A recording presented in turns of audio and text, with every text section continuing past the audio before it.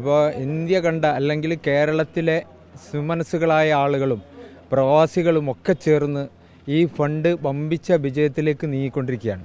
കാരണം കേരളത്തിലെ പാവപ്പെട്ടവരെ അല്ലെങ്കിൽ ഇത്തരം ആളുകളെ സഹായിക്കാനുള്ള ഒരു സന്മനസ് നമ്മുടെ കേരളത്തിലും അതുപോലെ തന്നെ വിദേശത്തുള്ള പ്രവാസികൾക്കും ഉണ്ട് എന്ന് ഒരിക്കൽ കൂടി തെളിയിക്കുകയാണ് റഹീമിൻ്റെ ഈ ക്രൗഡ് ഫണ്ടിങ്ങിലൂടെ നമുക്ക് അറിയാൻ വേണ്ടി സാധിക്കുന്നത്. ഈ പ്രോസസ്സിങ് തുടങ്ങി ഈ കമ്മിറ്റിയുടെ പ്രവർത്തനം 1 മാസക്കാലമായിട്ടുള്ളൂ. അതിനിടയിൽ തന്നെ റഹീമിൻ്റെ ജീവൻ രക്ഷിക്കുന്നതിന് വേണ്ടിയിട്ടുള്ള അശ്രാന്തമായിട്ടുള്ള പരിശ്രമം നമ്മുടെ ഈ ഗ്രാമതലത്തിലുള്ള കോടമ്പുഴ എന്ന പ്രദേശവും അതുപോലെ തന്നെ കേരളവും ഏറ്റെടുക്കുകയായിരുന്നു.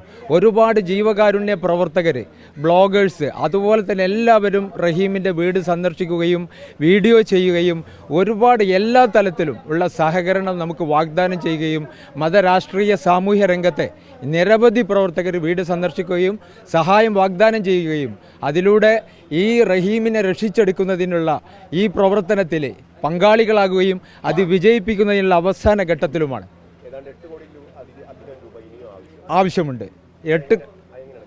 അത് നമ്മുടെ പ്രവാസികളുടെ ഇടയിലുള്ള ഫണ്ടുകളൊക്കെ തന്നെ വന്നുകൊണ്ടിരിക്കുകയാണ്.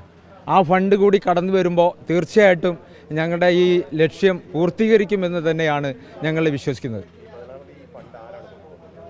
ഇത് ഇന്ത്യൻ എംബസി മുഖാന്തരമാണ് നമ്മൾ ഈ കാര്യങ്ങളൊക്കെ കൈകാര്യം ചെയ്യുന്നത്. ഇന്ത്യൻ എംബസി ഇടപെട്ട് അവരെ പൂർണ്ണമായ ലെറ്റർ കിട്ടിയതിന് ശേഷമാണ് നമ്മൾ ഈ ക്രൗഡ് ഫണ്ടിങ്ങിലേക്ക് നീങ്ങിയിരിക്കുന്നത്. ഇതിന് മണ്ഡലം തലത്തിൽ വലിയൊരു കമ്മിറ്റിയുണ്ട്. അതിൻ്റെ ചെയർമാനും കൺവീനറും ഒക്കെ തന്നെ ഉത്തരവാദിത്തപ്പെട്ട ആളുകളാണ്. ഇത് ഞങ്ങൾ പ്രാദേശികമായിട്ടുള്ള കമ്മിറ്റികൾ, അതിൻ്റെ സജീവത നിങ്ങൾക്ക് ഇവിടെ തന്നെ കണ്ടാൽ അറിയും.